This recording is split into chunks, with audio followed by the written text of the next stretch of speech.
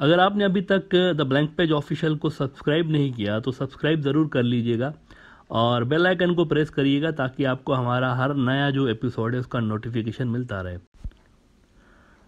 India के अंदर दो बड़े पॉपुलेशन ब्लॉक हैं।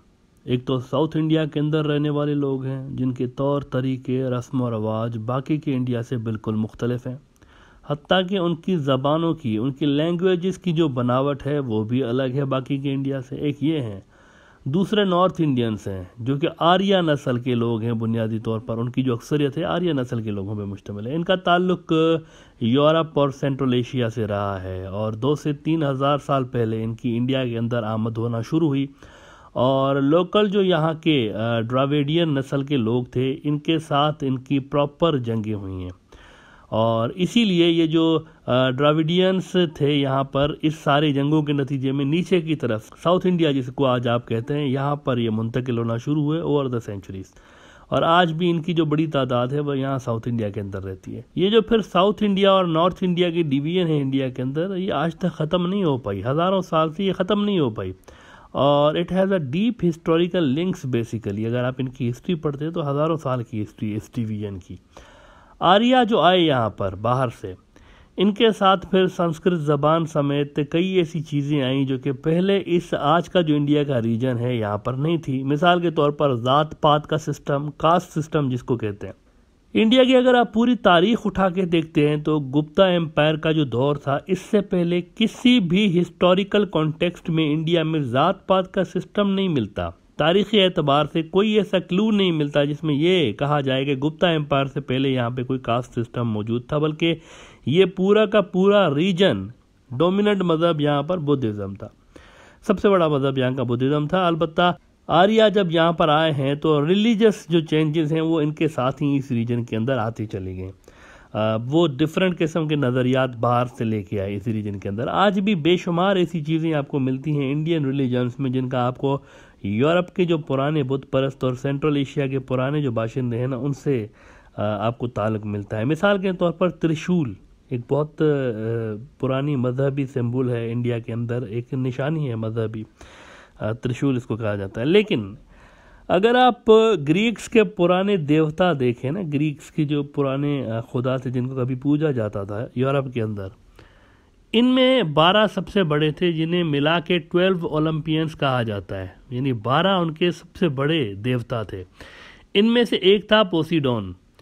ये यूनानी खुदा ज़्यूस का भाई था और इसको आसमान का खुदा माना जाता था पोसीडोन का। त्रिशूल जो है ना उसके पास भी हुआ करता था। अब ये उनसे पुराना है। ये जो आर्यंस की जहाँ पर आमद हुई है उससे पहले का ये एक सिस्टम था जब ग्रीक्स की हुकूमत थी वहाँ पर यूरोप के अंदर, तो उसके हाथ में भी त्रिशूल है। और फिर इन जब इलाकों से और फिर सेंट्रल एशिया से और इन सारे इलाकों से जब माइग्रेशन इंडिया के अंदर आई हैं तो इन इलाकों से भी इन मिथोलॉजीज़ की शक्लें चेंज होते होते ओवर द सेंचुरीज अलग अलग शक्ल लेती हुई इस शक्ल में पहुंची हुई है जो कि आज के इंडिया में आपको मिलती है। बहरहाल इसमें जो कास्ट सिस्टम लाया गया है जो कि पहले नहीं था इंडिया में, this system does not belong to India as I said earlier. Gupta empire से पहले इसका कोई तारीखी सबूत आज के इंडिया में नहीं मिलता कि यहाँ पर जो है वो इस तरह का कोई सिस्टम हुआ करता था। ये आर्य नस्ल के लोग जो थे ना वो माइग्रेट करके इंडिया आए, उन्होंने यहाँ पर ये सिस्टम मुतारिफ कराया। मनोस्मृति इस हवाले से सबसे एक इम्पॉर्टेंट बुक माना जाता है कास्ट सिस्टम के हवाले से, जिसके लिए कहा जाता है कि ये कोई 3000 साल पहले लिखा गया था और यही वो वक्त था जब आर्या इस रीजन के अंदर उनकी आमद शुरू हुई इंडिया के अंदर। इस बुक के अंदर कास्ट सिस्टम को जस्टिफाई किया गया है। 4 इसमें कास्ट है मेनली। टॉप के जो कास्ट हैं उसमें ब्राह्मण आते हैं जो कि टीचर, इंटेलेक्चुअल और इस किस्म के गाइड करने वाले लोग हैं, इनको ब्राह्मण कहा गया। ये टॉप की कास्ट है। और फिर इस नज़रिए के बकौल ब्राह्मण का जो बच्चा है वो भी ब्राह्मण ही रहेगा हमेशा हमेशा क़यामत तक। वो ऐसा ही है, बस जो ब्राह्मण पैदा ब्राह्मण ही होगा। इसके बाद फिर दूसरे नंबर पर काश्तरियाज आते हैं जो कि प्रिंस और वॉरियर क्लास है। इन्होंने हमेशा फ़ौज में रहना है और ब्राह्मणों की जो रूलिंग एक क्लास है उसको हमेशा उसके लिए उन्होंने लड़ना है। फिर वेश्याज आते हैं, ज़मींदार, ट्रेडर, और उसके बाद आखिर में शूद्रा आते हैं, नौकर, फार्मर। ये सारे के सारे लोग, ये शूद्रा हमेशा शूद्रा रहेगा सारी ज़िंदगी, इसका बच्चा भी शूद्रा होगा, ये सिस्टम है। अच्छा, इन 4 के अलावा जो भी है ना वो दलित हैं, यानी उनकी कोई कास्ट नहीं है, वो दलित हैं सारे के सारे, अनटचेबल हैं, जिनको कहा जाता है अनटचेबल। ये जो आप इंडिया के कल्चर में एक चीज़ देखते हैं ना, नमस्ते करके दोनों हाथ मिला के ग्रीट करते हैं, ये एक कल्चर है इंडिया का। कहा जाता है ये भी इसी कास्ट सिस्टम की वजह से इवॉल्व हुआ, क्योंकि यानी बाज़ हिस्टोरियन के नज़दीक उनका ये क्लेम है कि ये जो नमस्ते करके ग्रीट करने वाला इंडिया के अंदर सिस्टम है, ये भी असल में अनटचेबिलिटी की वजह से वजूद में आया है। गले लगाना या हाथ मिलाने से टच होता है ना बंदा, तो इसको अवॉइड करने के लिए फिर दूर से ही, क्योंकि दलित को हाथ नहीं लगा सकते, इस तरह का कास्ट सिस्टम हुआ करता था, तो दूर से ही लोगों को ग्रीट करने की वजह से ये सिस्टम वजूद में आया इंडिया के अंदर। बहुत सारे जो हिस्टोरियंस हैं उनका मानना है कि नमस्ते इस तरह से वजूद में आया, इस तरह दोनों हाथ मिला के और ये जो ग्रीट किया जाता है। और ये जो बहुत सारे हिस्टोरियन इजराइल के अंदर भी और इंडिया के अंदर भी कहते रहे हैं कि हो सकता है ब्राह्मण जो हैं, ब्राह्मण कम्युनिटी बनी इसराइल के बिछड़े हुए दो कबाइल में से एक हो सकता है। बहुत सारे हिस्टोरियंस कहते हैं, एक शक का इजहार करते हैं, डाउट का इजहार करते हैं कि ये भी हो सकता है।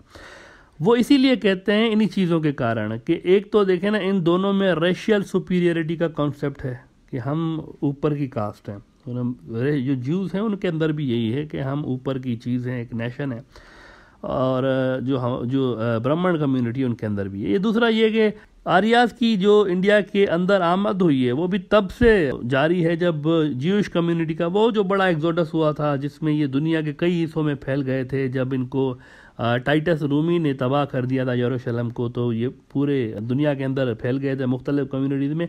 उसी अरसे के दौरान इंडिया के अंदर भी आर्यंस की आमद अभी भी जारी थी। तो यही ख्याल किया जाता है कि दो गुमशुदा जो कबाइल थे, हो सकता है वो इस तरफ इंडिया की तरफ चले गए हैं और उनमें से एक ब्राह्मण हो। और बनी इसराइल में भी वो जो दो गुमशुदा कबाइल हैं उनकी तलाश आज तक जारी है, मिल नहीं पाए। इतने सालों से वो ढूंढ रहे हैं लेकिन उनको मिल नहीं पाए। लेकिन एक ख्याल ज़रूर जाहिर किया जाता है उनकी कुछ स्कॉलर्स की जाने से भी कि हो सकता है कि यही हमारे गुमशुदा कबाइल में से एक हो। बहरहाल, अब ये जो मेन 4 कास्ट्स हैं ना, ये मज़ीद 3000 कास्ट्स में और 25,000 सब कास्ट्स में डिवाइड है। यानी हिंदुइज़्म का ये जो कास्टिंग वाला सिस्टम है वो बहुत, इसमें बहुत ज़्यादा कास्ट हैं। 4 मेन कास्ट हैं, उसके नीचे 3000 कास्ट आती हैं और फिर उसके नीचे मज़ीद 25,000 कास्ट हैं। वो इस तरह से डिवाइडेड है पूरी सोसाइटी। अब ये इस कदर गहरी डिवीजन रही है सोसाइटी के अंदर इंडिया में कि रहना, खाना पीना, शादी ब्याह, गमी खुशी, ये सब अलग अलग रहा है कास्ट के अंदर। कभी भी ये एक जिससे नहीं रहे कभी भी। एक कास्ट वाले के लिए जायज़ नहीं है कि वो दूसरी कास्ट वाले से रिश्ता बनाए। मतलब प्रैक्टिकली ऐसा होता रहा है इंडिया के अंदर। अब कोई कुछ भी कहे कि फ़लाँ जगह ये लिखा है फ़लाँ जगह, लेकिन प्रैक्टिकली इंडिया के अंदर यही होता रहा है। नाउ अपेरेंटली सदियों तक इसका मेन जो फ़ायदा होता रहा है ना, इस डिवीज़न का और सेपरेशन का, ये ऊपर की ज़ात वालों को होता रहा, क्योंकि ज़ाहिर है उनको प्रिविलेजेस ज़्यादा थे ऊपर की कास्ट होने के नाते। और इसी तरह से जो ब्राह्मण थे उनको सोसाइटी में ज़्यादा अपॉर्चुनिटीज़ हमेशा अवेलेबल रहती थी, तो इसीलिए वो हमेशा ऊपर का वर्ग रहा। और जो पिसा हुआ तबका था वो हमेशा ही पिसा हुआ तबका रहा, उनको उस लेवल की अपॉर्चुनिटीज़ कभी भी नहीं मिली सोसाइटी में। लिहाजा अब निचली ज़ात वालों के साथ हिस्टोरिकली देखें ना क्या क्या नाइंसाफ़ियाँ की गई हैं, क्या क्या जुल्म किए गए हैं। It's a painful history and I don't want to talk about it in detail. सिर्फ एक छोटा सा एग्जांपल आपको दे देते हैं ताकि आपको समझ में आ जाए कि होता क्या रहा है। आज से 100 साल पहले तक भी साउथ इंडिया, ख़ास तौर पर केरला की रियासत में, ये जो दलित थे ना, दलित जो कि किसी कास्ट में नहीं आते, इनकी जो ख़वातीन थी उनको कमीज़ पहनने पे बैन था 100 साल पहले तक भी। अगर इन्होंने कमीज़ पहनी हुई होती तो उनको टैक्स भरना पड़ता था। और ये इसलिए होता था क्योंकि इन्होंने अपर कास्ट वालों के लिए रेस्पेक्ट ज़ाहिर करने के लिए उनको ये करना पड़ता था लोअर कास्ट वालों को इंडिया के अंदर। तो यहाँ तक इस लेवल पे जाके डिस्क्रिमिनेशन होती रही है इंडिया के अंदर भी। अब एज अ रिज़ल्ट ये जो कन्वर्जन्स हुई हैं इंडिया में, यानी हिंदुइज़्म से दूसरे मज़ाहिब में लोग गए हैं, ख़ास तौर पर इस्लाम हो गया, ईसाईयत हो गया, इसका एक बहुत बड़ा रीज़न ये भी था, ये कास्ट सिस्टम भी था, जिसको आज ढिठाई के साथ, और बल्कि आई शुड से कि एक्सट्रीम ढिठाई के साथ जो हिंदुत्व के गुंडे हैं वो कहते हैं कि नहीं, तलवार के ज़ोर पर इस्लाम फैला। This is rubbish. Basically these internal fault lines within the society played the main role for the conversions in India. वो जो लोग पिसते थे ना, नीचे वाले दलित्स और दूसरे जो थे, जो बिछड़ा हुआ तबका था, वो ज़्यादा मोटिवेट होते थे इक्वलिटी वाले मज़ाहिब की तरफ। अब सदियों तक ये सिलसिला जारी रहा, लेकिन फिर जैसे जैसे सोसाइटीज़ इवॉल्व होती चली गई, ज़्यादा तालीम आती गई और शऊर आता गया सोसाइटी में, तो अपर कास्ट वालों को भी ज़्यादा प्रेशर महसूस होना शुरू होता है पहले के मुकाबले में, यानी रेजिस्टेंस आना शुरू हो जाती है मुआशरे के अंदर से। तो फिर एज अ रिजल्ट इस ट्रेडिशनल ब्राह्मण डोमिनेटेड सिस्टम की जगह इसकी डायनामिक्स तब्दील हो जाती हैं। मतलब ये जिस तरह चलता आ रहा था ना, उसको तब्दील कर दिया गया। ब्राह्मण या ज़ात पात के सिस्टम को अब सेल करना 19th सेंचुरी तक आते आते काफ़ी मुश्किल हो चुका था। एक तरफ मुसलमान, दूसरी तरफ ईसाई, फिर सिखिज़म, फिर बुद्धिज़्म, ये काफ़ी अट्रैक्टिव और डिस्क्रिमिनेशन इसके अंदर नहीं, कास्ट फ्री सिस्टम मज़ाहिब थे सारे के सारे। तो इनमें ये जो थे ना इंडिया के अंदर काफ़ी लोगों को अट्रैक्ट करने लगे। एज अ रिजल्ट एक नया अंदाज इंडिया के अंदर, एक नया शोशा इंडिया के अंदर सामने लाया जाता है अपर कास्ट डोमिनेंस के लिए बाज़ अफराद की जानिब से। ये सबकी बात नहीं हो रही, बाज़ जो अफराद हैं अपर कास्ट में, उनकी जानिब से जो अपर कास्ट डोमिनेंस है ना, उसको बरकरार रखने के लिए नई चीज़, नई तरह से इस चीज़ को लॉन्च किया गया और उसको कहा गया Hindutva. Now this is very carefully designed philosophy basically, which apparently talk about the Hindu nationalism, but deep inside its nucleus if you see, आपको वही सेम ऑब्जेक्टिव मिलता है, to protect the interests of the upper caste, keeping modern challenges in mind.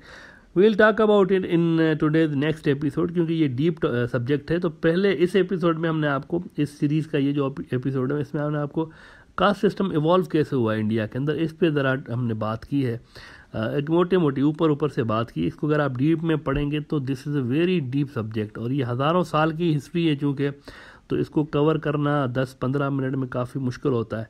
हमने इस पे बात की evolve कैसे हुए। अब अगले एपिसोड में हम आपको बताएंगे कि इसको मॉडर्न ज़माने में जब हम आए हैं, ख़ासतौर पर 19th सेंचुरी में, जो चेंज कैसे किया गया है, यानी इसको नई डायरेक्शन कैसे दी गई है। चीज़ वही है, आरएसएस और बीजेपी और इस तरह की तंजीमें बनी है ना, तो उसको नई डायरेक्शन कैसी दी गई है, इस पे हम अगले एपिसोड में आज बात करेंगे।